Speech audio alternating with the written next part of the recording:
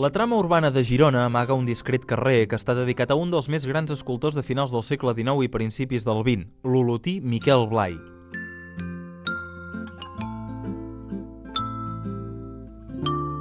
Blai va néixer a la capital de la Garrotxa l'any 1866 i va rebre les primeres lliçons de dibuix de l'artista Josep Berga Boix.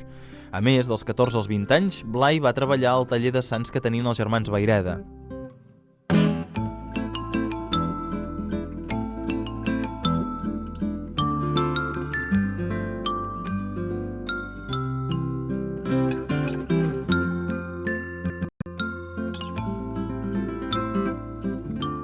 El 1880, quan Blai només tenia 22 anys, va guanyar una beca de la Diputació de Girona per poder anar a estudiar a París.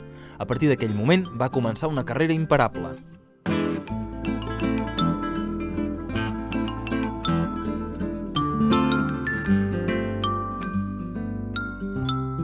Els diaris gironins anaven seguint els èxits que aconseguia Blai a la capital francesa.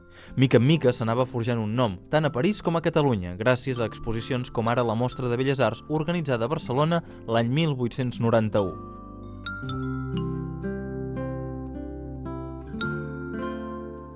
Precisament als últims anys del segle XIX, Miquel Blai va assolir prestigi internacional.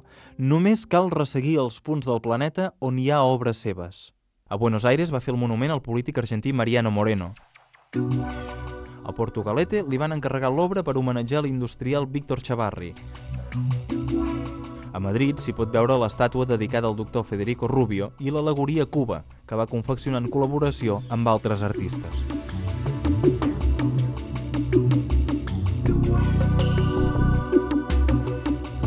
Evidentment, a Catalunya també hi ha obres seves. A Barcelona, per exemple, una part de la font de la plaça Espanya va ser dissenyada per ell, igual que un dels conjunts escultòrics de la façana del Palau de la Música Catalana.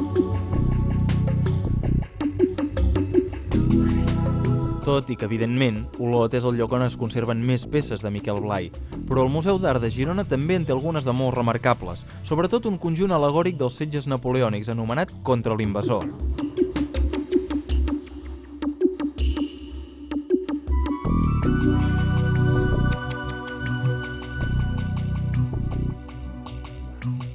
Miquel Blai va morir a Madrid el gener de l'any 1936 i Girona, que tant havia seguit la seva trajectòria artística, li va organitzar un homenatge immediatament. Carles Rahola en va parlar a la ràdio i l'Ateneu va demanar que se li dediqués un carrer.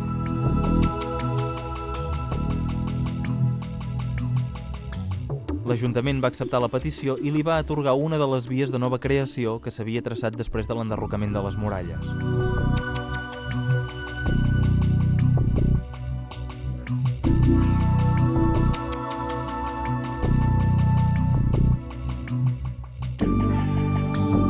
Els edificis més destacats són els que fan cantonada amb la Gran Via de Jaume I. Un és del 1935, s'anomena Bloc Plaja i el va dissenyar Isidre Bosch Reig seguint un cert regust arcaïtzant.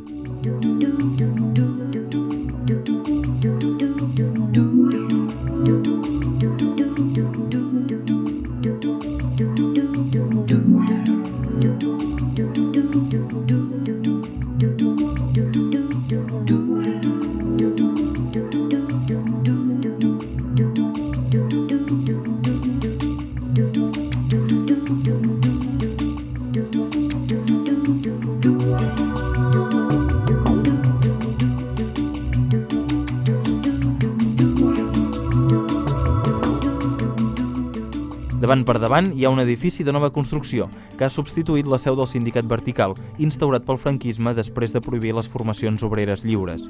La mala qualitat d'aquell edifici no va suportar el pas del temps i es va haver d'enderrocar per aixecar-hi el que estem veient ara.